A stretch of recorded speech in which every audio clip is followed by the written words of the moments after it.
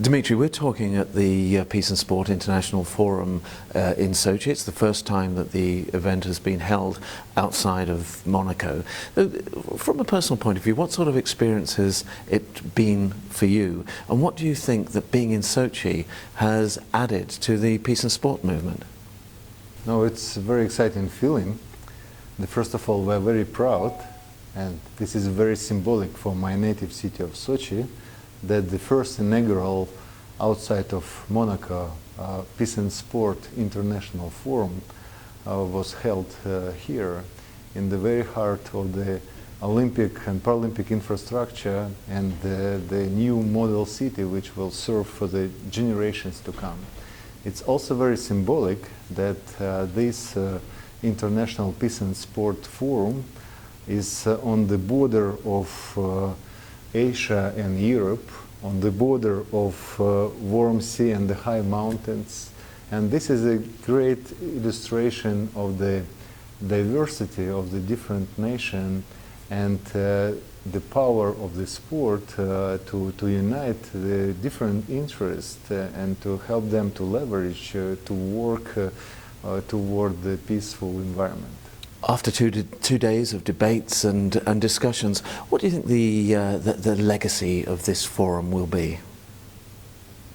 No, it's a right question, because right now, when we're closing the preparation for the games in 400-something days, Sochi will celebrate and show up the face and the spirit of new modern Russia, demonstrating sustainable positive changes which happen here.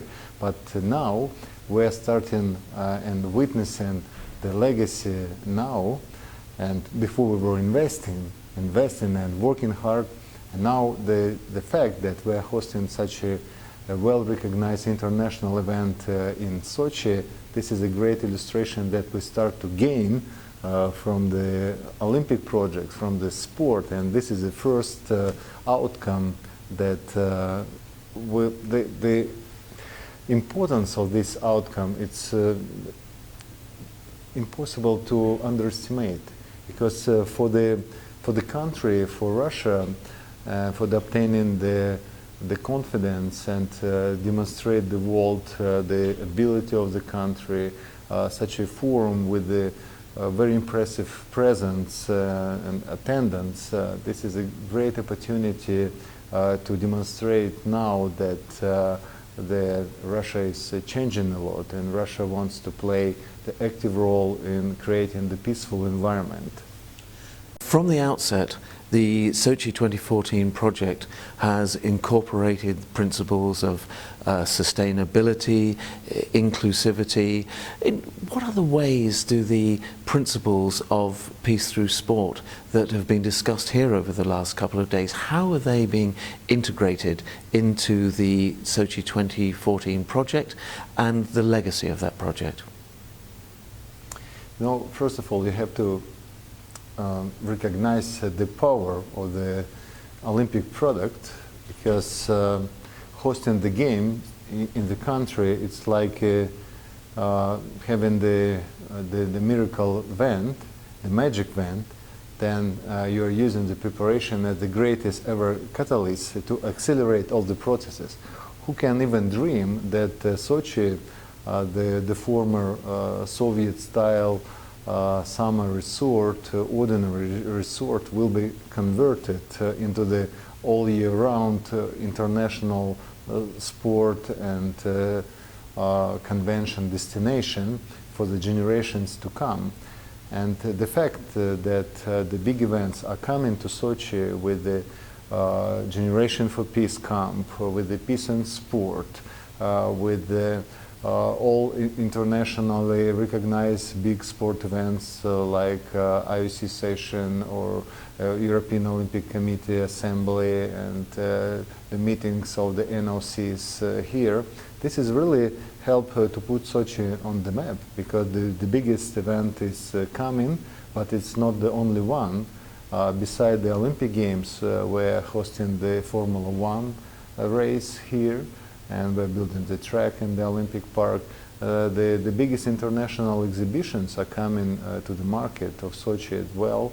because Sochi will be competing, this is my prediction, with the Davos and with the Cannes in terms of the destination to host the biggest international events. And of course the FIFA World Cup, which will be also hosted here in Sochi, this is another anchor event which would be impossible to host in Sochi without giving us the historical right to host the first in the history of my country Olympic and Paralympic Games.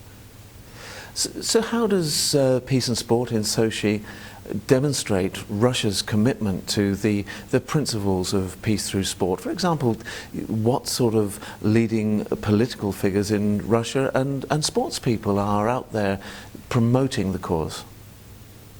No, first of all, we have to understand that we are a sport nation and the sport is in our blood.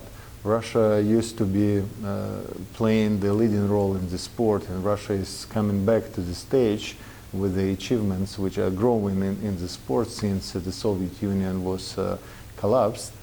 And politicians, they also they're human, and this is very important that this event was attended by the high-profile politician from all across Russia and from all across the world. And also the sport is a universal language, and the athletes who are the most recognized celebrities from one side and also the best role models to follow for the huge audience. This is the best and the most efficient tool to promote and to convince to the world that we have to change the society to the better life. And the peaceful environment is the key aspect of the sustainable development, because you can't develop while you are in the ruffling time. So you have to solve your environment first, and then you have to develop. Dmitry Chernyshenko, thank you very much indeed. Thank you, Kevin. We're done.